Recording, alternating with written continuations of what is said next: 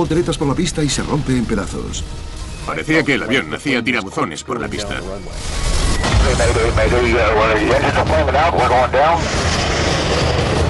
Un DC-8 se queda sin combustible y se estrella en un barrio residencial. Creí que íbamos a aterrizar en el aeropuerto. Estaba encantada. Y entonces pasé de encantada a asustada.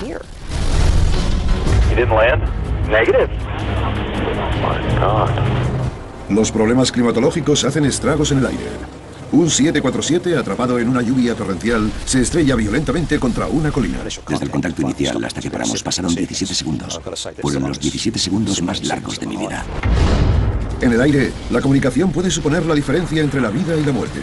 Nuestras reconstrucciones animadas les meterán en los accidentes catastróficos y les enseñarán por qué ocurrieron. Me preguntaron si haría algo distinto si pudiese volver a ese día y dije que decir que estoy enfermo.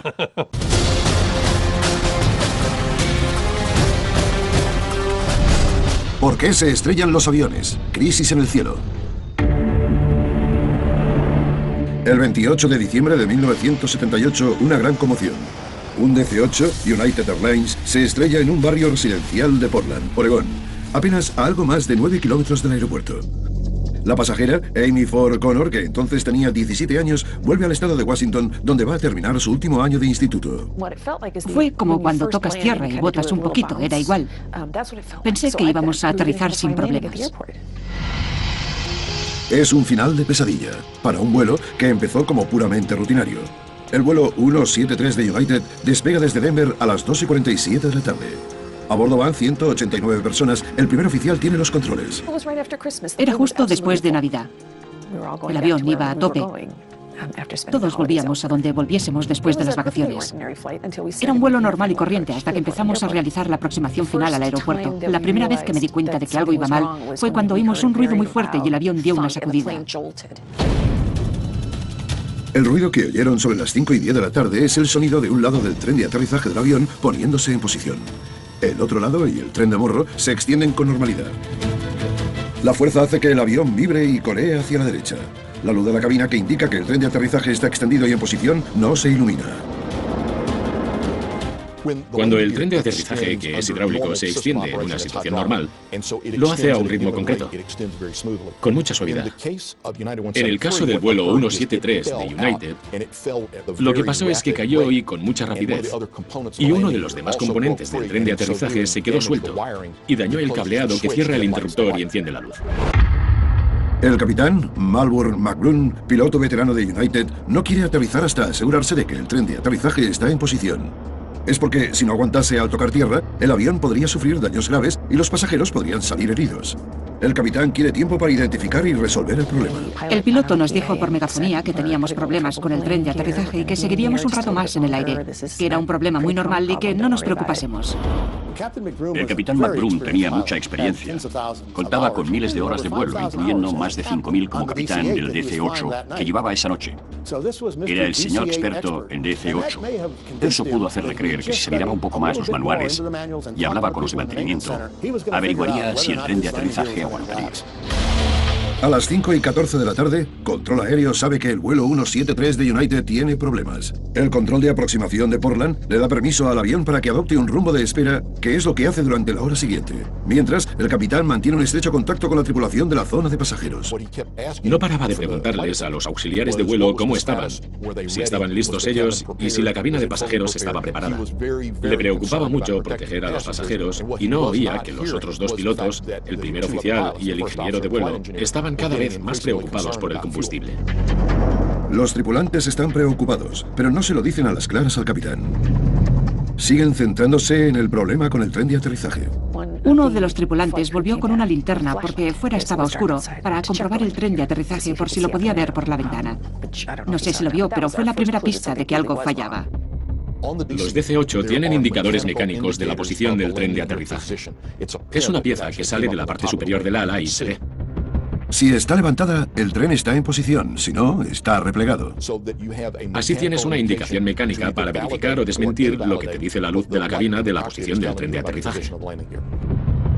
Cuanto más tiempo se pasa el avión en espera, más se alarman el primer oficial y el ingeniero de vuelo por lo del combustible.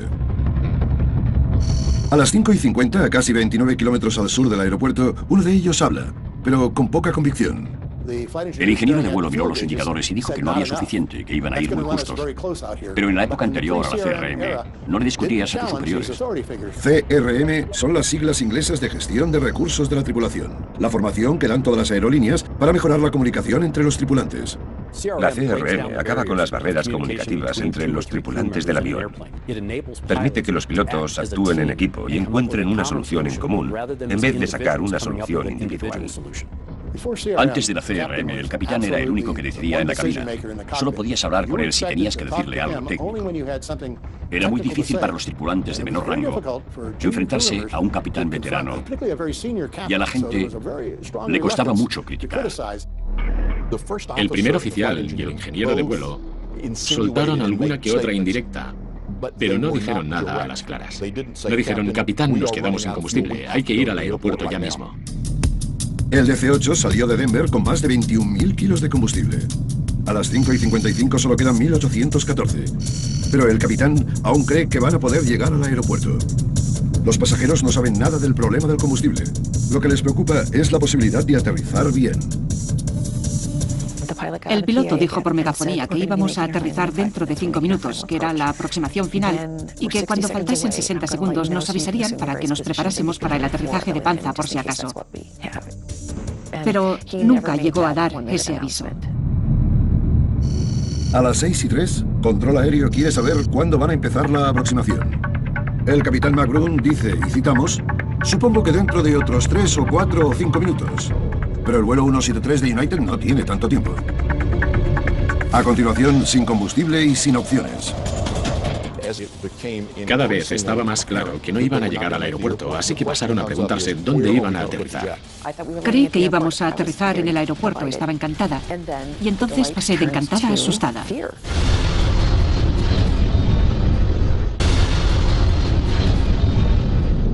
El vuelo 173 de United lleva más de 1 hora volando en espera cerca del aeropuerto de Portland, Oregón.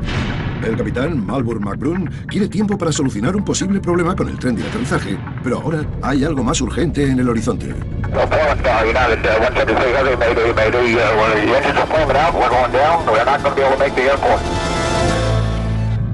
Cuando el piloto se pone en contacto con control aéreo, los pasajeros empiezan a ser conscientes de la creciente gravedad de la situación. Las únicas luces encendidas eran las de lectura. Algunos se dieron cuenta de que algo iba mal y nos gritaron que agachásemos las cabezas. El avión se ha quedado sin combustible y se acerca a toda velocidad a una zona residencial. El capitán McBroom se dirige hacia la única zona sin iluminar que ve, entre las casas. El avión evita por los pelos un edificio de viviendas. Creía que íbamos a aterrizar en el aeropuerto. Estaba encantada. Y entonces pasé de encantada a asustada. Porque no sabía qué pasaba. Parecía que la cosa no iba a acabar nunca. Cuando el avión atraviesa los árboles, la sección frontal se desprende violentamente. No fue hasta que dejamos de movernos que me di cuenta de verdad de lo serio que era lo que había pasado. El avión está destrozado. 10 personas, todas sentadas en la sección frontal que se ha separado, mueren por el impacto. Los demás pasajeros están aturdidos. Hacía mucho frío, aunque cuando estás llena de adrenalina ni te das cuenta de esas cosas. Salimos del avión y estábamos en un barrio que nadie sabía dónde estaba. Estábamos todos en plan, ¿y ahora qué? El avión de 4 motores cayó a 8 kilómetros al sureste del aeropuerto. Evitó un edificio de viviendas, pero derrumbó 2 casas vacías. Al llegar, los investigadores de la Junta Nacional de Seguridad del Transporte concluyen que no hay fuga de combustible, ni indicadores de combustible rotos, ni ningún problema con el avión. Entonces, ¿por qué se quedaron secos? La respuesta la tiene el registrador de voz de la cabina. Cuando escuché la grabación por primera vez, me di cuenta de que teníamos que dar explicaciones y de que el accidente no tendría que haber pasado. El doctor Al Diel, por aquel entonces especialista en factor humano de la Junta, no puede evitar darse cuenta de que el registrador revela un parecido perturbador con otros accidentes recientes. El gigantesco TriStar dejó un rastro de 800 metros de restos en el pantano. Revisamos el accidente de los Everglades de Eastern Airlines, en el que murieron más de 100 personas. La cosa empezó con la luz del tren de aterrizaje. La tripulación se distrajo y se estrelló en el pantano. Irónicamente, un año antes de lo de Portland, pasó lo mismo con otro DC-8 de United, que les saltó la luz del tren. Fueron a identificar el problema y se estrellaron contra una montaña. Lo que tienen en común es la comunicación ineficiente o inexistente en la cabina. Este fallo de comunicación hace literalmente que se estrellen los aviones. Diel sabe que hay que hacer algo para acabar con los accidentes. Intenta convencer a las aerolíneas para que adopten un nuevo proceso de formación desarrollado por la NASA, que se llama Gestión de Recursos de la Tripulación, CRM. La CRM dice que si vais a trabajar en equipo, hay que tomar las decisiones en equipo y llegar a una solución común, no a una individual que luego encajéis en la ecuación. Hasta ese momento solo enseñábamos el aspecto técnico del vuelo. Les enseñábamos a manejar la palanca y el timón, pero no había entrenamiento formal sobre cómo tomar decisiones. Me reuní con uno de los investigadores más importantes de la Junta y me dijo que si conseguía convencerles, iba a ser una revolución. El accidente más mortífero de la historia de la aviación le da a Diel aún más pruebas convincentes que enseñarle a la Junta. En el desastre de Tenerife, dos 747 se chocaron en las Islas Canarias en 1977. Murieron 583 personas y la mayor parte de la culpa se le echó a la mala comunicación. Toda la cabina que tenía al lado desapareció. Menos de 6 meses después del accidente de Portland, la Junta publica su informe definitivo. Causa probable. El capitán no vigiló como debía el estado de combustible del avión y no hizo caso a los avisos de la tripulación. Factor contribuyente. Los otros 2 tripulantes no consiguieron transmitirle sus preocupaciones al capitán. El 95% del éxito del vuelo depende de la comunicación en la cabina. El vuelo 173 de United trae cambios. La AFA, la Administración Federal de Aviación, aprueba las recomendaciones de CRM del Dr. Diel. En 1981, United Airlines pone en marcha el primer programa de entrenamiento de CRM del sector. Lo de United fue fácil. Hay que recordar que acababan de perder 3 aviones en accidentes mortales. Así que los directivos estaban más que dispuestos a apuntarse. Y enseguida se gastaron el dinero en poner en marcha el curso. Como recuerda el veterano capitán de United, Al Haynes, al principio hubo cierto escepticismo respecto al programa. Los capitanes que lo necesitaban no lo querían. No querían hacerlo. Creíamos que era una pérdida de tiempo, hasta que empezamos a meterlos en harina y entendimos por qué era importante. El capitán Haynes no puede saber que unos pocos años después, el entrenamiento para mejorar la comunicación entre los tripulantes le ayudará a superar una de las situaciones más terroríficas en las que puede verse un piloto: la pérdida catastrófica de control de un jumbo.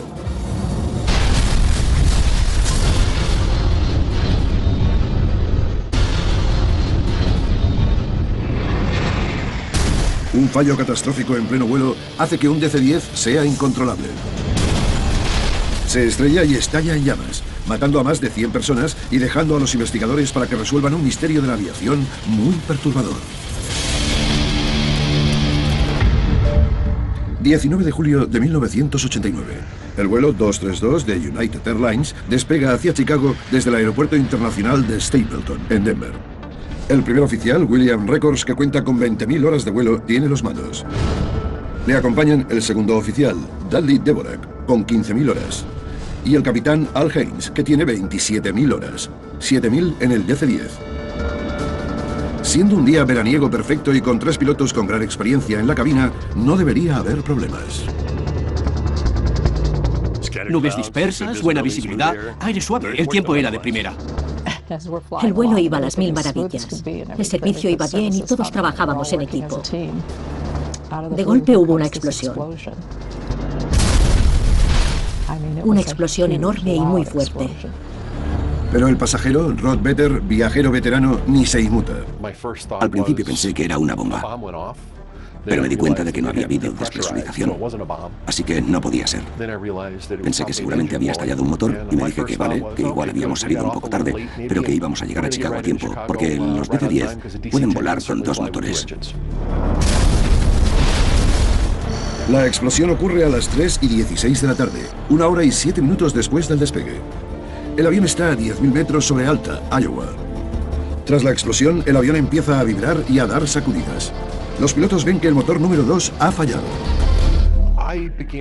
Empecé a darme cuenta de la gravedad del asunto cuando volvió la tripulación para intentar mirar por las ventanas de los pasajeros y ver qué pasaba, en qué condiciones estaba el avión. Viendo a la gente de la tripulación, se notaba que la cosa era seria. Mientras la tripulación repasa la lista de comprobación de apagado del motor, el primer oficial, Bill Records, que pilota el avión, se da cuenta de que el problema es mucho más serio de lo que creían. Estábamos apagando el motor y siguiendo el procedimiento. Bill dio lo que él llama la llamada de atención del día. No puedo controlar el avión.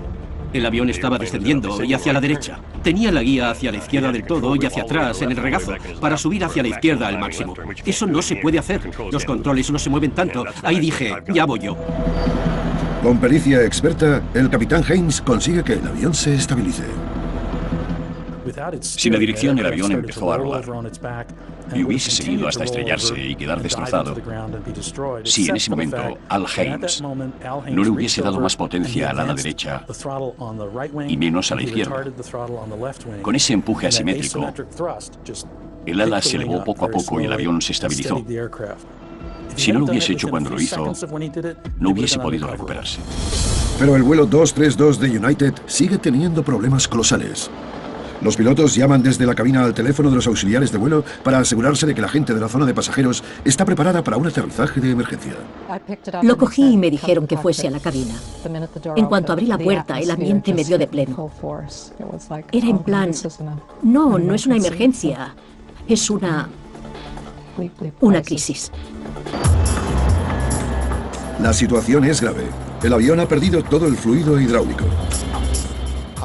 El fluido es la corriente sanguínea de los aviones grandes modernos. Sirve para mover los controles de vuelo. Es el músculo que mueve de forma controlada a estos aparatos tan grandes contra corrientes de aire a toda velocidad. Lo manteníamos en el aire, por así decirlo. No lo controlábamos, solo intentábamos que volase. Hacía lo que quería. En pleno caos, un auxiliar de vuelo le dice a la tripulación que hay un capitán de United que es instructor de vuelo de DC-10, en primera clase. Se llama Danny Fitch y se ofrece a ayudar. Pidió que nos dijeran que se ofrecía a ayudar y dijimos que, pues claro, era instructor. En el pasado la mala comunicación había provocado desastres, pero ahora todas las esperanzas están puestas en que el trabajo en equipo evite una catástrofe. A continuación, los estremecedores últimos segundos del vuelo 232 de United. Hubo un anuncio de que iba a ser un aterrizaje muy difícil.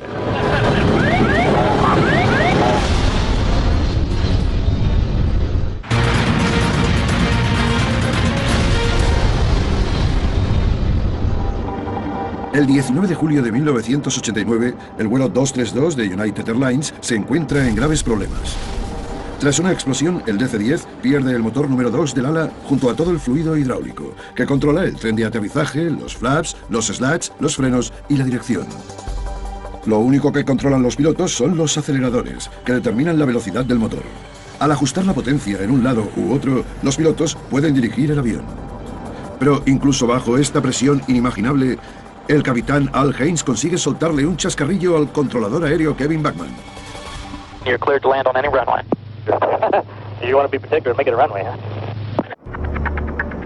El instructor de vuelo de United, Danny Fitch, que va en primera clase, se ha ofrecido a ayudar y está en la cabina. Que el capitán Haynes acepte la oferta de Fitch es cosa de la gestión de recursos de la tripulación. Antes de la CRM no hubiese dicho nada, porque no se entra en la cabina a molestar al capitán cuando hay problemas. El capitán Fitch fue un añadido perfecto para una tripulación que ya era eficiente. Fue un plus. Le dije, ocúpate de los aceleradores.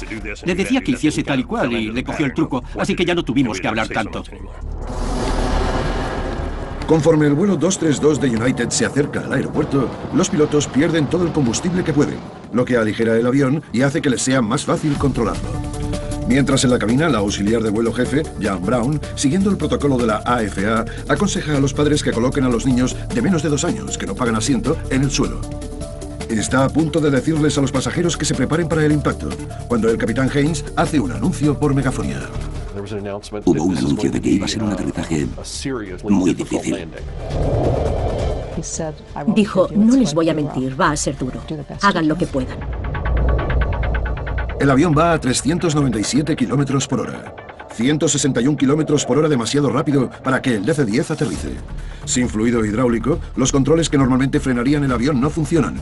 Y como no se pueden configurar bien, el sistema de aviso de proximidad a tierra no se da cuenta de que los pilotos intentan aterrizar.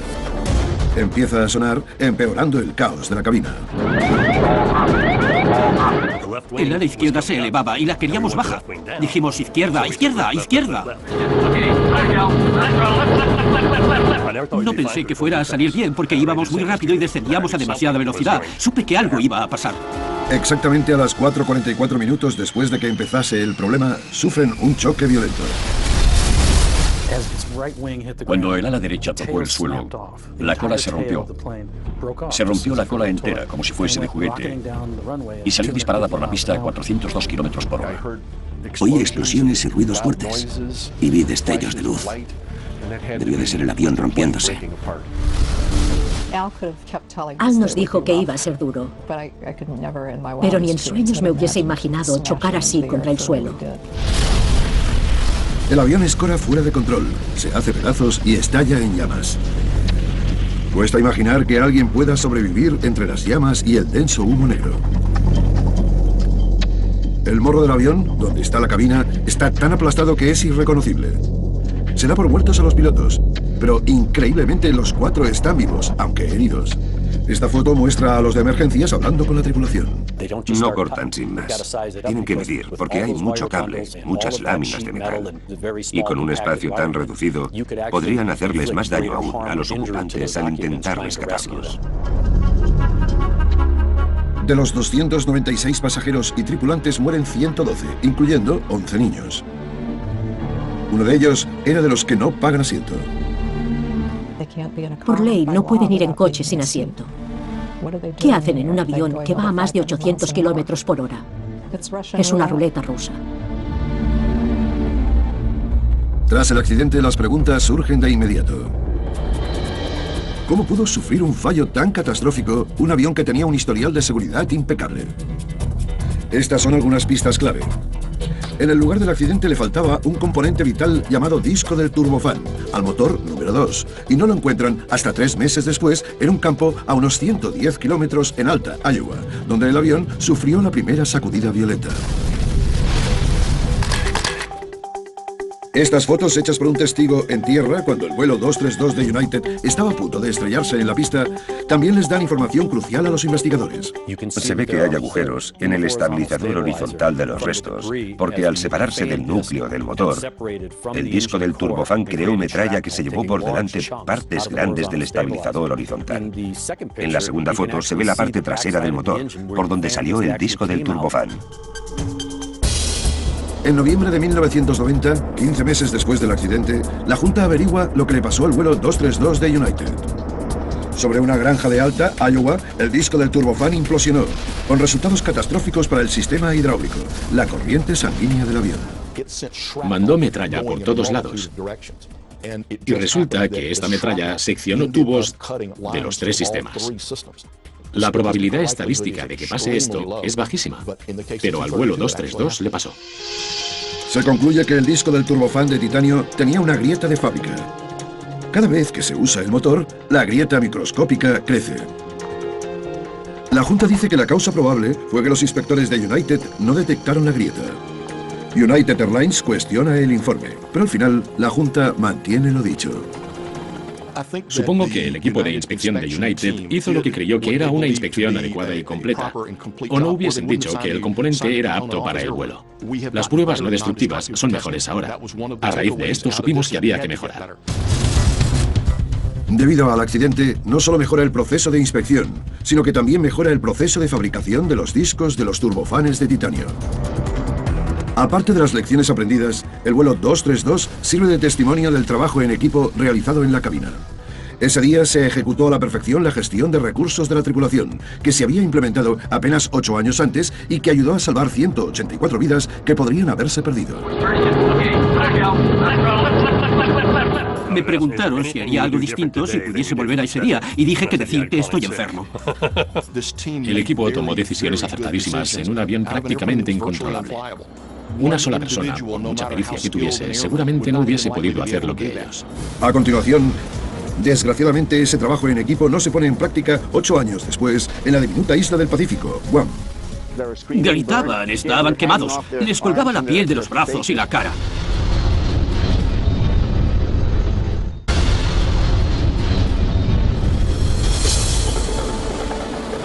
Un 747 se ve en plena lluvia torrencial sobre la diminuta isla del oeste del Pacífico, Guam. Y entonces, a poco menos de 5 kilómetros de su destino, el vuelo 801 de Korean Air se estrella contra una ladera y se hace pedazos. 8 minutos después, 2 controladores aéreos llegan a la terrible conclusión de que el avión se ha estrellado. Did Korean Air come back to you? 801. Korean Air 801 Guam. No. You checked in with me. I cleared him to land. I don't know where he's at. Never had him in sight. You never saw him? Negative. He didn't land? Negative. Oh my God. Una de las 254 personas a bordo es Barry Small, de Nueva Zelanda. Al contrario que muchos de los otros pasajeros, que son turistas o van de luna de miel, Small viaja por trabajo, va a ser piloto y mecánico de un enorme barco pesquero coreano. El avión despega de Seúl, en Corea del Sur, a las 10:05 de la noche, hora local, el 6 de agosto de 1997. El vuelo de Seúl a Guam no era nada del otro mundo. Era un vuelo nocturno tranquilo. La media de temperatura anual de Guam es de 27 grados. Tiene un clima agradable, pero también un lado oscuro. Agosto es temporada de lluvias, con una media de 30 centímetros. Cuando el 747 se aproxima al aeropuerto, se topa con una lluvia torrencial que se acerca desde el noreste. Sin embargo, Small, en el asiento 36K, donde el ala derecha no se preocupa. Veía las luces de Guam a la derecha y ascendíamos con el tren principal bajado y también los flaps. Todo me parecía normal. Fui a coger los zapatos y cuando estaba a punto de alcanzarlos, hubo un ruido fuerte y pensé que habíamos aterrizado antes de tiempo. Al tocar tierra, no nos sorprendimos mucho, ni yo ni los pasajeros. Fue firme y ya estábamos en casa. Sorprendentemente, al principio, Small ni se da cuenta de que se han estrellado. Pero cuando el 747 escora fuera de control y empieza a hacerse pedazos, comprende lo horrible de la situación. El avión temblaba y la cosa fue a peor hasta que ya no podíamos ni controlar nuestros propios cuerpos. Éramos como muñecos dando tumbos en los asientos. El avión se ha estrellado contra un terreno accidentado llamado Colina de Nimitz, a poco menos de 5 kilómetros de la pista de aterrizaje. Al seguir con su violenta trayectoria, el tren de aterrizaje se da contra un oleoducto, empujando parte hacia la carretera y derramando 3.785 litros de petróleo en el proceso. Calcularon que desde el contacto inicial hasta que nos paramos pasaron unos 17 segundos. Fueron los 17 segundos más largos de mi vida. La zona de pasajeros se incendia. Small está atrapado y tiene la pierna derecha rota por culpa de la barra de metal del asiento que tiene delante. Es una herida frecuente en accidentes de avión. La pierna izquierda la tiene bien gracias a una bolsa que había debajo del asiento de delante. Consigue desabrocharse el cinturón de seguridad y renquear hacia la parte trasera del avión, desde donde salta fuera para huir de las llamas. Se arrastra unos 60 metros y en cuanto se gira para echar un vistazo, Small dice que una serie de explosiones asola el avión, donde aún hay gente atrapada. Nos caían trozos cerca, como si fuesen bombas. Los gritos eran horribles. Luego las llamas crecieron y los gritos desaparecieron poco a poco para no volver. Small ha sobrevivido, pero necesita ayuda con urgencia. Cuando llegamos a unos 400 metros por ahí, nos paramos y fuimos a donde el accidente para ir a donde oíamos los gritos. Se veía el fuego. Carl Gutiérrez, por aquel entonces gobernador de Guam, vive a solo 3 minutos. Va a toda prisa al lugar del accidente junto a miembros de su equipo. Corrí y me encontré a Barry Small con la pierna rota. Se le salía el hueso. Le di algo para que se tapase porque llovía mucho. Estaba tan mal que no se podían tapar los ojos. Los rescatadores llegan 52 minutos después del choque.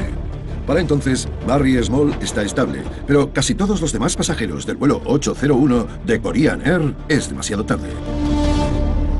A continuación, ¿qué pudo hacer que una tripulación con tanta experiencia confundiese una colina con una pista? Si estás cansado, tomas peores decisiones porque no procesas bien la información. De repente se les amontonaban las cosas y estaban mucho más cerca del suelo de lo que se esperaban.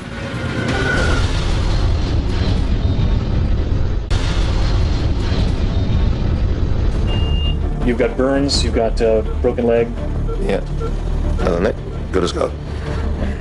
El pasajero Barry Small ha sobrevivido al choque violento de un 747 contra la colina de Nimitz a poco menos de 5 kilómetros de la pista de aterrizaje del territorio estadounidense de Guam. Más de 200 de los demás pasajeros mueren. En cuestión de horas, la misión de rescate se convierte en una investigación. La Junta se topa con problemas desde el principio. Pues es que se tardaba día y medio en llegar, y una vez allí el terreno era irregular, así que llegar al lugar del accidente era... había humedad y hacía mucho calor. Eran condiciones de trabajo bastante adversas. Como en prácticamente todos los accidentes, no hay una sola causa. Los investigadores descubren enseguida una larga lista de problemas que llevaron al accidente. Para empezar, una ayuda de navegación importantísima. La senda de planeo no funciona porque están reconstruyéndola. La senda de planeo es una señal de radio emitida desde tierra al avión que da una guía vertical electrónica. Junto al localizador, que da guía lateral, los pilotos alinean el avión con la pista. El capitán Park Yeon-chul cuenta con 9.000 horas en la cabina. Tiene experiencia. Sabe que la AFA ha publicado un aviso de que la senda de planeo de Guam no funciona, pero en los últimos 2 minutos y medio de vuelo, la aguja de la senda empieza a moverse. Creía que se movía, porque a lo mejor la senda de planeo sí que funcionaba. Como la senda de planeo no funciona, el vuelo 801 de Korean hace una aproximación de no precisión que es más compleja. El avión se acerca a la pista siguiendo un procedimiento en escalón. Cada escalón tiene una altitud mínima predeterminada sobre la cual tienen que mantenerse los aviones. Pero, según la Junta, el capitán pareció distraerse con la senda de planeo, lo que hizo que el avión descendiese prematuramente contra la colina de Nimitz. Malinterpretaron la configuración de la aproximación, y el capitán no llegó a entenderla bien, creo yo. La Junta también concluye que el cansancio desempeñó un papel en el accidente porque empeoró el rendimiento del capitán. Los días anteriores al accidente voló entre 3 continentes. Tenía bronquitis y estaba en plena noche. Si estás cansado, tomas peores decisiones. Te funciona peor la cabeza, porque si te puede el cansancio, no procesas bien la información. Aún hay más factores en juego. Agosto es el pico de la temporada de lluvias en Guam. El capitán pudo haber contado con realizar una aproximación visual a la pista, pero el avión se topa con una lluvia torrencial que perjudica la visibilidad. De repente se les amontonaban las cosas. No estaban seguros del todo de dónde estaban respecto a la pista. Buscaban pistas visuales que no podían ver por la lluvia y estaban mucho más cerca del suelo de lo que creían. Los crecientes problemas del vuelo 801 empeoran por la mala comunicación de los tripulantes. El primer oficial y el ingeniero de vuelo hacen comentarios que denotan que cada vez están más preocupados, pero son en plan suave. El registrador de voz de la cabina muestra que hasta 40 segundos antes del choque, el capitán sigue confuso respecto al estado de la senda de planeo, pese a que el primer oficial ha dicho por fin que no es utilizable. La tripulación hace caso a lo que dice el capitán pese a que está preocupada. Causa probable. El capitán no ejecutó de forma apropiada la aproximación de no precisión. Y el primer oficial y el ingeniero de vuelo no vigilaron ni comprobaron la ejecución de la aproximación del capitán.